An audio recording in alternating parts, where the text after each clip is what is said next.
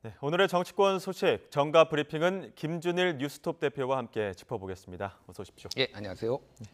일단 국민의힘이 추석 전까지 비대위 출범하기로 로드맵 발표했는데 정확한 시간표부터 좀 짚어볼까요? 예, 일단 9월 2일에 네. 이제 금요일 이번 주 금요일이죠. 예. 상임전국위원회를 이제 소집을 합니다. 예. 상임전국위원회는 이제 당원을 바꿀 수 있는 권한이 있는 건 아니고 예. 이제 심의를 하는 거죠. 거기서 이런 뭐 문제가 있는지 없는지. 그리고 9월 5일 월요일에 전국위원회를 엽니다. 그러니까 예. 원래는 당원은 전당대회에서 이제 바꾸는 건데 예. 전당대회를 못 열 경우에는 전국위원회를 열어서 바꿀 수 있다 이렇게 돼 있거든요. 예. 그러니까 이제 바뀐 당원을 의결하는 거는 9월 5일이고요. 예. 그래서 이르면 9월 8일.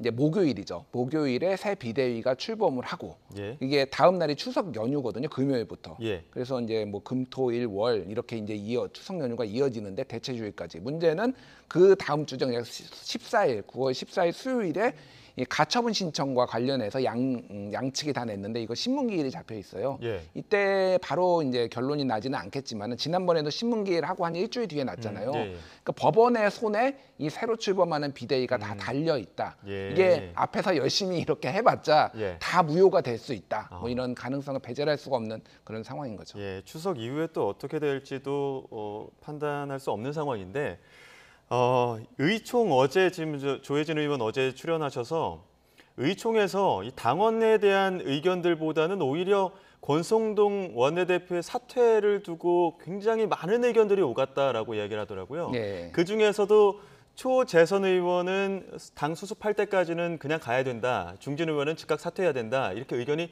첨예하게 갈렸다고 하는데 왜 이렇게 갑자기 의견이 갈리는 겁니까? 이게 다 황교안 때문이다. 뭐 예? 이런 얘기가 있어요. 이유가 뭐죠? 그러니까 지난번에 2020년에 미래통합당이 이제 예. 선거를 뭐 소위 말해서 폭망을 했잖아요. 예. 그러면서 대부분의 이제 의원들이 대구, 경북 아니면 부산, 그러니까 소위 말해서 영남권 아니면은 예. 비례대표만 있습니다. 예. 근데 영남권 같은 경우에는 공천이 곧 당선이에요. 그러니까 당의 주류의 어떤 의견을 말을 잘 들으면은 공천을 예. 잘 받을 가능성이 있는데 이 초재선 의원들이 대부분 거기 있는 거예요. 예. 그리고 비례 의원, 예를 들면 전주의 의원 같은 경우에는 오늘 오늘 방송 많이 나와가지고 지금 예. 당 이견을 내는 거는 해당 행위다 막 이 정도로 강경하게 얘기하고 예. 있잖아요. 비례 의원입니다. 그러면 지역구를 받아야 돼요. 지금 당에서 조강특위가 열려서 조강특위는 이제 지역구를 배분하는 거거든요. 결론을 안 내고 있습니다. 그러면은 지역구 못 받으면은 비례의원은 다음에 이제 못 나오잖아요. 예. 그러니까 이런 식으로 초재선 의원들이 오히려 강경하게 당의 윤심에 딱 따르는 목소리고 지금 반대하는 분들은 다 중진 의원들이거든요. 예. 중량급이에요. 지역적 기반이 있는 거죠. 지역적 기반이 있고 또 예. 하나는 비윤으로 이미 분류가 된 분들입니다. 조경태 의원, 아까 전 조혜진 의원 예. 이런 분 아니면 수도권이에요. 윤상현 의원 거기도 중진이지만 수도권. 그래서 최근에 이제 어제 오늘 이제 기류가 변화가 있었는데 안철수 의원이 조금 예. 기류의 변화가 있잖아요. 예. 여기도 분당입니다. 그리고 윤핵관들하고 소위 이거 같이 하는 게 정치적으로 지금 이득이 되지 않겠다라고 예. 판단한 거니까 각자 이해관계에 따라서 지금 각자 도생이 됐다. 예. 지금 국민의힘이 약간 콩가루처럼 지금 되는 이런 분위기라고 좀 보시면 될 것 같습니다. 권성동 원내대표 사퇴와는 별개로 조금 이 문제도 한번 짚어봐야 될 게 서병수 전 국회의장 오늘 사의 표명했습니다. 이와 관련해서 이준석 전 대표 서병수 전 의장에게 미안한 마음이다 이렇게 하면서 SNS에 올리기도 했는데 이 사태는 어떻게 보십니까?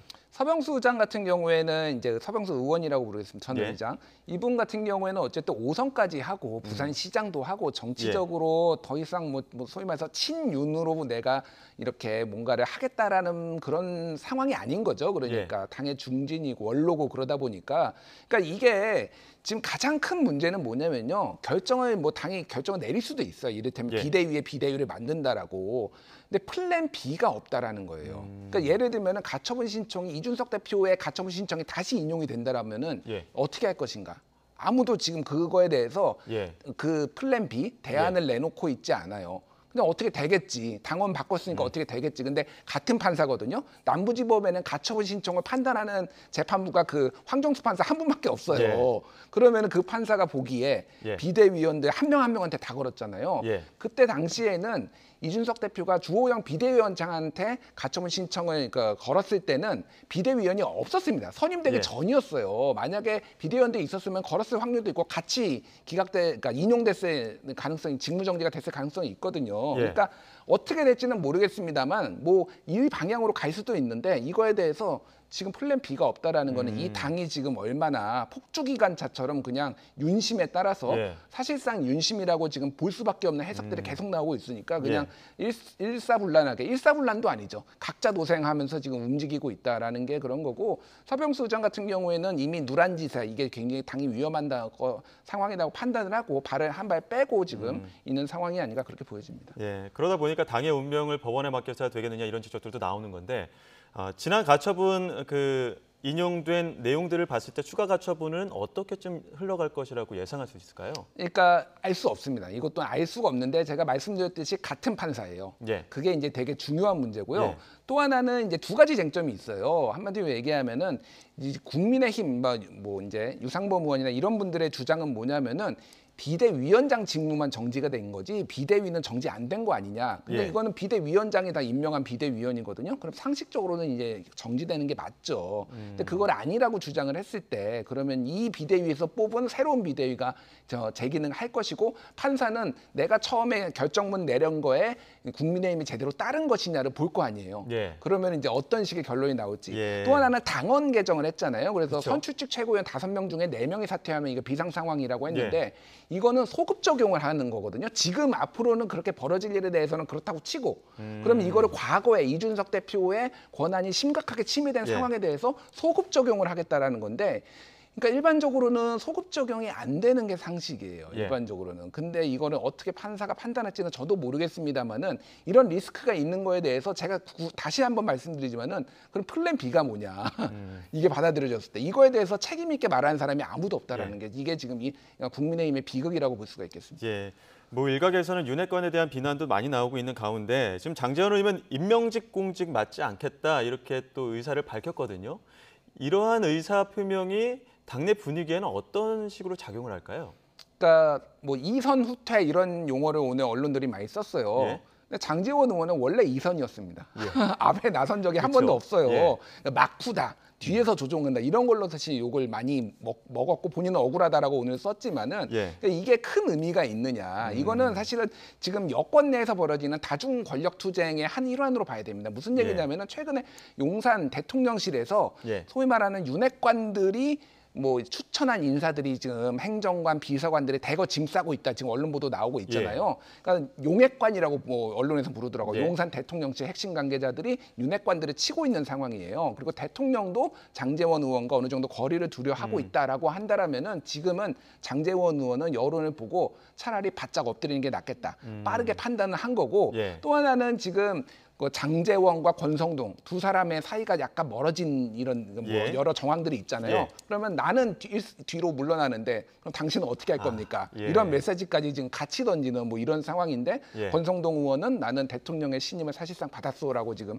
계속 가고 있는 뭐 이런 상황인 거죠. 예, 참 묘하게 흘러가는 그런 분위기가 있는 것 같은데 이런 가운데 지금 뭐 민주당 이야기도 해봐야 될 것 같습니다. 민주당 이재명 대표 그리고 취임 후 처음으로 국민의힘 권성동 원내대표를 만났습니다. 어떤 이야기 나눴는지 먼저 들어보겠습니다.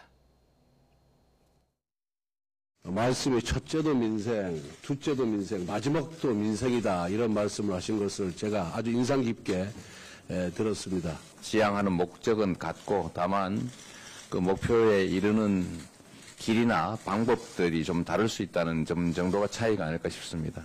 초대기업이나 슈퍼리치들 그 감세를 13조 원인가 16조 원인가 한다는데 그런 걸 하지 말고 서민 지원 예산을 내야지.